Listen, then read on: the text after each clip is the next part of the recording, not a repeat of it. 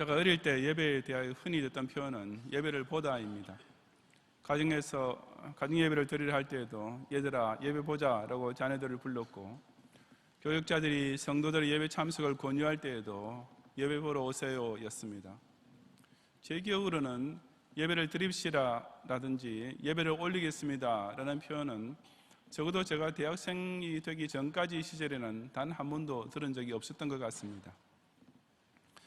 그렇다면 예배를 보다라는 표현이 얼마나 잘못된 것인지를 전혀 의식조차 못하는 가운데 그처럼 그 말이 기독신자에게 일반화되어버린 이유는 무엇이겠습니까? 그것은 어쩌면 우리나라에 처음으로 기독교가 전파될 때 서양인 선교사가 예배를 인도하는 모습이 신기해서 그것을 한번 보려고 예배당에 모인 것이 발단이 되었는지도 모릅니다.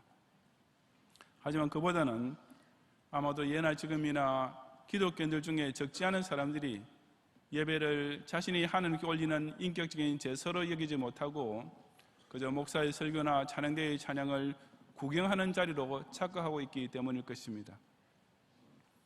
기독신자의 가장 기본적인 의무이며 필수적인 신앙생활인 예배를 그처럼 구경꾼의 자세로 드린다는 것은 하나님 앞에 실로 버릇없고 무리하게 짝이 없는 일이 아니겠습니까?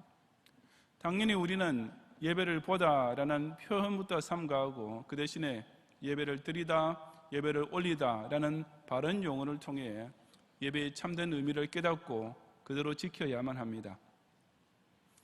이제 2010년이 시작되면서 올해에도 우리는 각각 52번의 주일 예배와 주일 밤 예배와 수요 예배를 비롯하여 여러 가지 특별 예배로 모이게 될 것입니다. 그 모든 예배들 중에 어느 것 하나도 그저 습관적으로 무성의하게 드려져서는 결코 안 될 것은 두말할 필요도 없습니다. 이 시간 저는 오늘날에도 그냥 예배를 보고 돌아가는 출석교인과 진정으로 예배를 드리는 성도가 어떻게 다른지를 함께 상고해 보고자 합니다. 첫째, 예배 시간 동안 예배 장소에 몸만 앉아 있는 사람은 예배에 출석한 교인에 불과합니다. 19절과 20절을 함께 봉독하겠습니다. 여자가 이르되 주여 내가 보니 선지자로소이다. 우리 조상들은 이 산에서 예배하였는데 당신들의 말은 예배할 곳이 예루살렘에 있다 하더이다. 아멘. 사장 앞에 보면 예수님께서 수가라는 동네의 우물 곁에서 한 사마리아 여인과 대화를 나누시던 중에 너에게 남편 5이 있었고 지금 있는 자도 내 남편이 아니니 내 말이 참되다 라고 그녀의 복잡한 남녀관계를 정확히 들추어내셨습니다. 갑자기 뒤통수를 느닷없이 한 대 맞은 그 여인은 아이고 선생님 알고 보니 선지자이시군요 라는 찬사로서 자신의 당황스러움을 무화시키려 했습니다. 그리고 아마 짐작컨대 대화의 흐름을 자기의 부끄러운 사생활로부터 딴 곳으로 돌리려고 그랬는지 새로운 대화의 주제를 끄집어내었습니다. 그것은 바로 당시 사마리아인과 유대인 사이의 커다란 쟁점 중에 하나였던 예배 장소의 문제였습니다. 우리 사마리아인은 조상적부터 이 산에서 예배를 드려왔는데 당신네 유대인은 예배는 반드시 예루살렘에서 드려야 한다고 말하는군요 라고 그녀가 말했던 것입니다. 여기 사마리아 여인이 이 산이라고 하는 것은 사마리아 지방의 중남부에 자리 잡고 있는 그리심산을 가리킵니다. 이 산은 옛날 하나님께서 모세를 통해 축복의 산으로 선포하신 곳으로서 저주의 산으로 상징된 에발산과 마주 보고 있습니다. 구약시대 북쪽 이스라엘이 아수르 제국의 침략으로 인해 멸망했을 때 그곳에 살아남았던 이스라엘인 중 일부가 이방민족과 통혼하여 혼혈 민족을 이루는데 이들이 바로 사마리아인이 되었습니다. 그런 와중에 남주 유다도 바벨론 제국에 의해 멸망당하게 되고 그중 많은 이들이 포로로 잡혀갔었습니다. 그러다가 70년 후에 해방을 받고 고국으로 돌아오게 된 유대인들은 이들 사마리아인들이 민족의 순수성과 종교의 정통성을 상실했다고 멸시하면서 아예 상종도 하지 않았습니다. 그런 가운데 귀환한 유대인들이 예루살렘 성전을 재건하고 거기서 예배를 드리기 시작하자 이에 반발한 사마리아인들은 자기네 영토 안에 있던 그리심산에 따로 성전을 세우고 거기서 예배를 드리기 시작했던 것입니다. 유대인들은 역대하 6장과 7장에서 하나님께서 솔로몬에게 명하신 말씀을 따라 성전은 오직 예루살렘에만 세워져야 한다고 믿고 있었기 때문에 사마리아인들이 독자적인 성전을 세우자 크게 격분했습니다.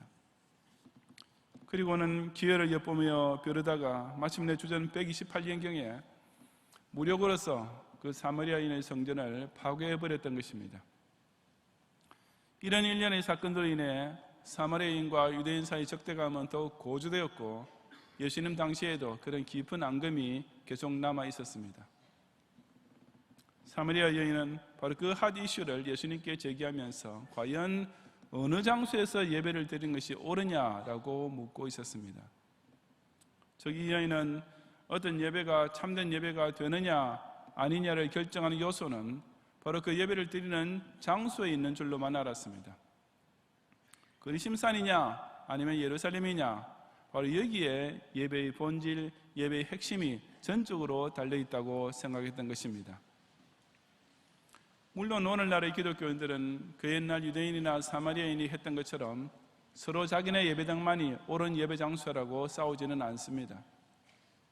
하지만 근본적인 사고에 있어서 지금도 역시 바른 예배를 성립시키는 최대의 요건이 곧 예배당이란 장소에 있다고 자기도 모르게 착각하고 있는 경우는 비일비재합니다.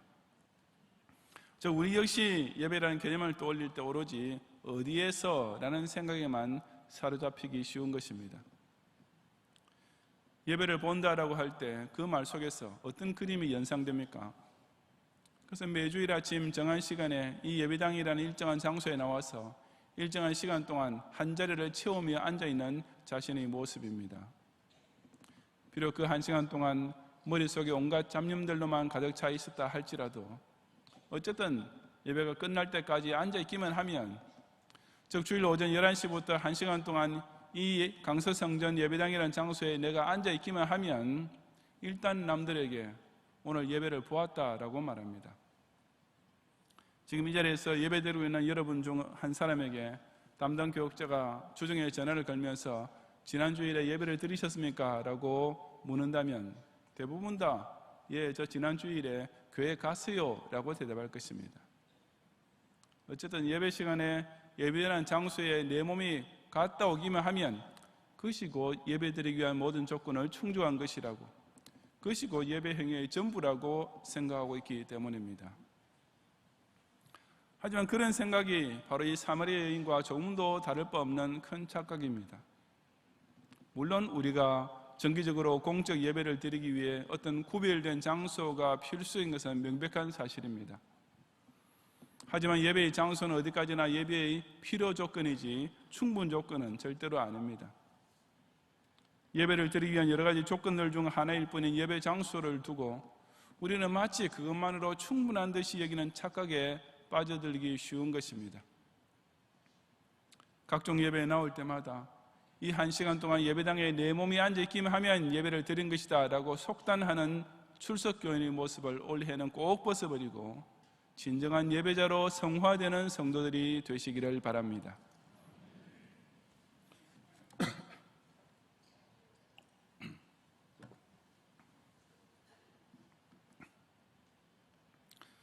둘째로 예배 시간 내내 예배의 대상을 의식하면서 예배의 자세를 지키는 사람이 예배를 드리는 성도입니다.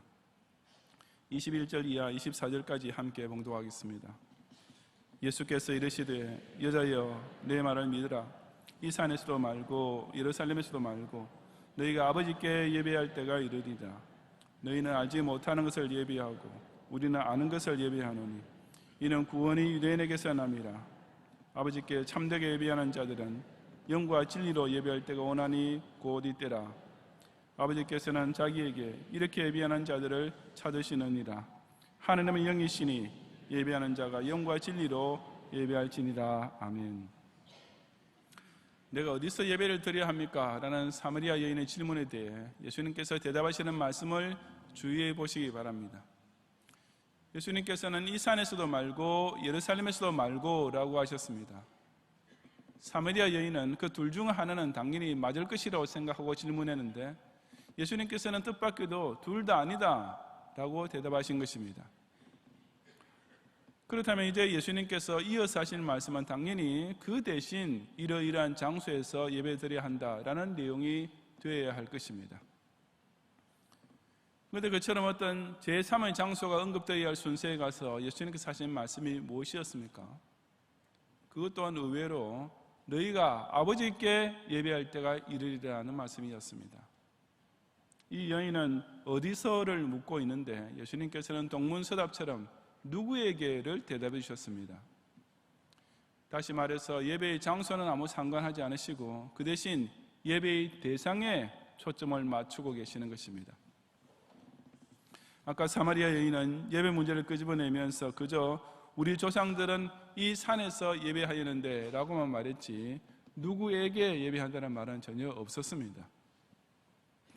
하지만 예수님께서는 그 여인이 빼먹은 문장의 중요한 목적격, 즉 예배의 대상이신 하나님 아버지를 강조하고 계시는 것입니다.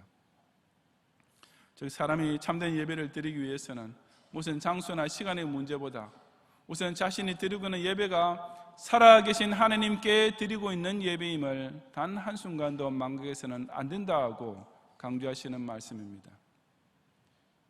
이어지는 구절에서 예수님께서는 너희는 알지 못하는 것을 예배하고 우리는 아는 것을 예배하노니 라고 이 점을 더욱 분명히 밝혀주십니다.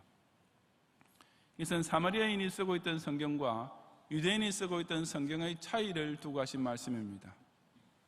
당시 유대인은 모세오경의 율법서를 비롯하여 기타 구약의 모든 역사서와 선지서와 시가서와 지혜서를 정경으로 다 받아들였지만 사마리아인은 오직 모세오경만 성경으로 인정하고 있었습니다.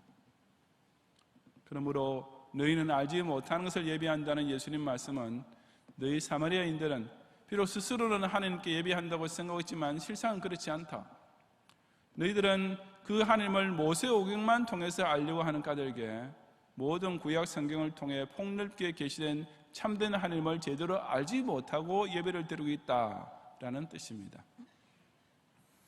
유대인은 구약 전체를 정경으로 받아들이고 믿는 까닭에 온전히 아는 하나님께 예배를 드리고 있었지만 사마리아인은 자기네들이 예배드리고 있는 대상이 어떤 하나님이신지 바로 알지 못하는 가운데 헛된 예배를 드리고 있다는 뜻이었습니다.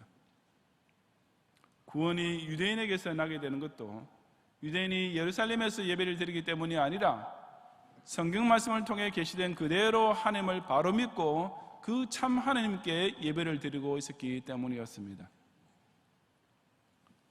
이처럼 사마리아 여인에게 일단 누구에게 예배를 드려야 하는지를 설명해 주신 예수님께서는 이제 23절 이하에서는 어떻게 예배를 드려야 하는지를 말씀해 주셨습니다. 사람이 만날 대상이 분명히 결정되면 그 만나는 자세도 그 대상에 따라 달라집니다. 어른을 만날 때 어른을 대하는 자세가 있듯이 하나님께 예배하는 자는 그 자세 역시 세상 사회에서 다른 사람을 만날 때와는 전혀 달라질 수밖에 없습니다. 예수님께서는 바로 그 점을 두고 아버지께 참되게 예배하는 자들은 그 예배드리는 자세가 남다른 것이 된다고 말씀하시는 것입니다. 그 예배의 자세는 곧 영과 진리로 예배하는 것이라고 하셨습니다. 즉 예배를 드리는 중에 각 성도의 영은 성령의 감동을 통해 하나님과 영적 교제를 나눌 수 있어야 한다는 말입니다. 진리로라는 말은 그런 영적 교통은 오직 예배 시간에 성경이 선포해지는 진리를 통해서만 일어날 수 있음을 가리킵니다.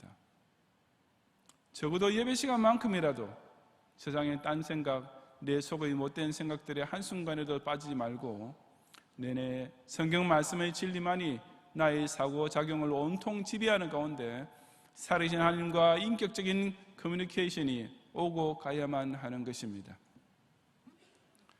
왜 우리가 이처럼 영과 진리를 통해서만 예배를 드려야 합니까? 예수님께서는 그 이유를 가리켜 하나님은 영이시기 때문이라고 하셨습니다. 하나님은 육이 아니라 영이십니다. 하나님은 사람이 아니신 까닭에 우리는 그 하나님 앞에서 사람을 만나듯이 예배할 수가 없습니다. 즉 사람 앞에서 인사하듯이 무슨 3,000배 따위로 허리를 굽실거리는 것이 예배가 될 수 없고 사람에게 식사 대접을 하듯이 제사상을 가득 차려놓고 예배라고 드릴 수가 없는 것입니다. 참된 예배자는 이처럼 지금 내가 누구에게 예배를 드리고 있는가라는 사실을 예배 시간 내내 의식해야 합니다. 즉 살아계신 참 하나님께만 예배를 드려야 합니다.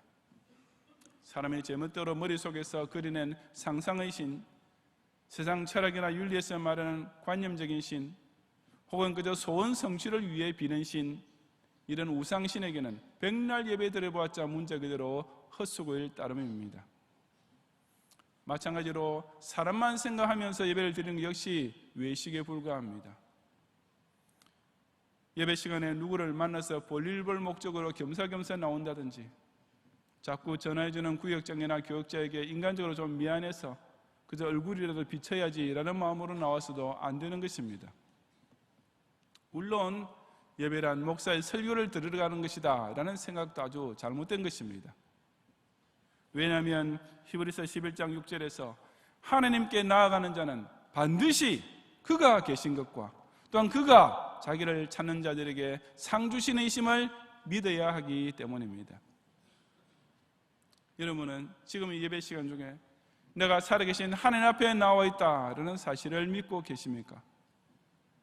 결코 어떤 애매모호한 수상적인 신이 아니라 실존하시는, 진짜로 살아계시는 절대 주권자 하나님 앞에 내가 지금 이 시간 경배하고 있음을 한 시간 내내 의식하고 계십니까? 사람이 세상에서 어떤 약속 시간에, 약속 장소에 나갈 때 그 만나려 하는 대상이 분명히 있듯이, 우리가 예배를 드리러 나올 때에는 그 만날 대상이 오직 하나님 한 분밖에 없음을 기억해야 하며, 또한 그 하나님 아버지를 꼭 만나 뵈어야만 합니다. 그렇다면 그렇게 하나님을 만나 뵙는 예배를 어떻게 드릴 수 있습니까? 바로 성령께서 성경의 진리를 통해 감화 감동하시는 역사를 통해 영이신 하나님과 영적 교통을 나눌 수 있습니다.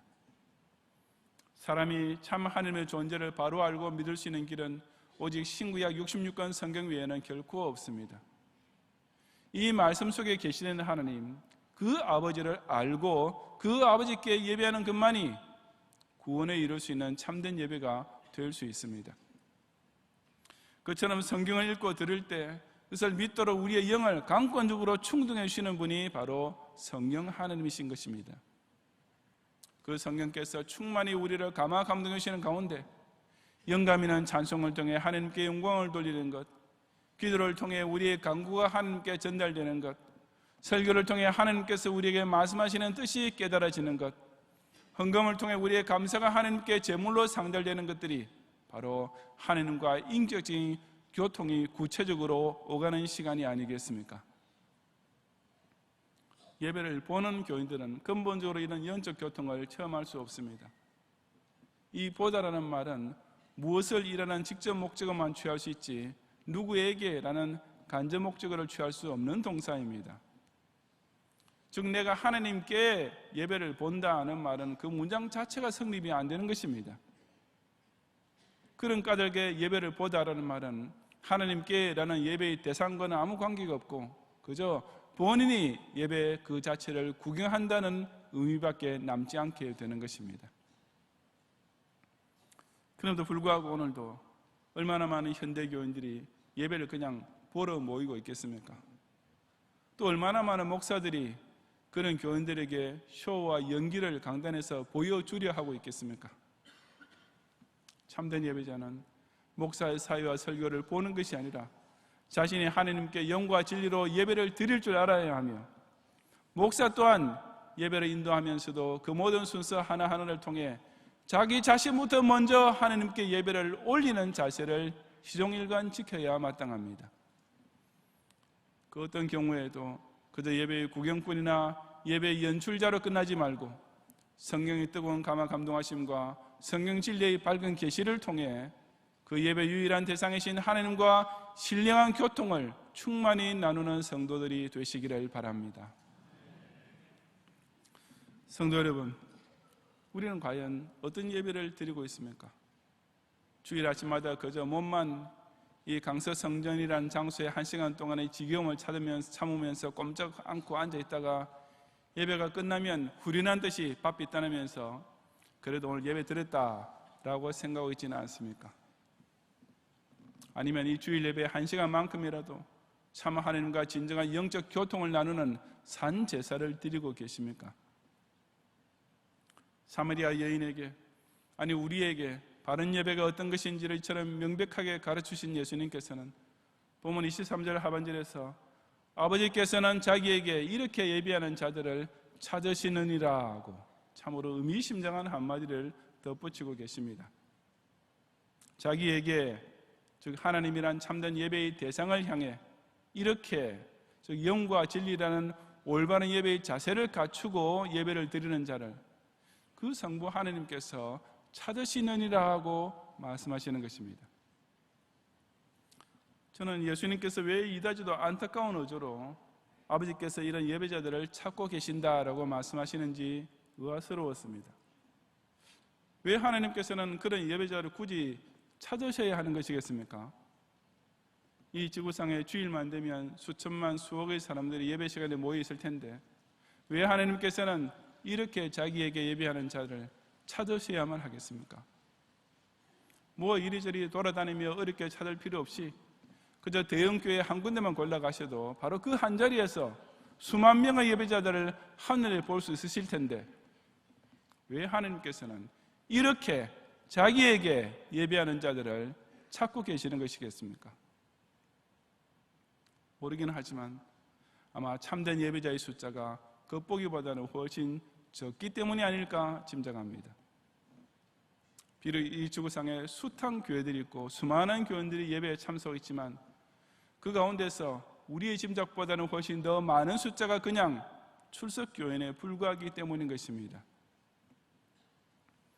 하나님께서는 사람이 예배 시간에 예배의 자리에 앉아 있다고 해서 다 예배자로 인정하시는 것이 아님이 분명합니다. 하나님께서는 매주일 그 어느 곳에서 드리는 예배이든지 간에 단순히 예배 출석자, 예배 관람자, 예배 감독자에 불과한 자들을 정확하게 구별해내고 계십니다. 오늘 제일 바로 이 시간에도 전 세계에서 통계적으로는 엄청난 숫자의 교인들이 어디선가 모여서 주일 예배를 드리고 있겠지만 그들이 다 참된 예배자는 결코 아닌 까닭에 우리 아버지 하나님께서는 그 수많은 교인들 가운데 과연 누가 이렇게 그리고 자기에게 예배를 드리고 있는지를 살펴서 찾고 계시는 것입니다. 아니 바로 지금 이 시간 이 자리에 모이는 저와 여러분 중에서도 누가 과연 살아계신 하나님께 영과 진리로 예배를 드리고 있는지를 찾고 계실 것이 분명합니다.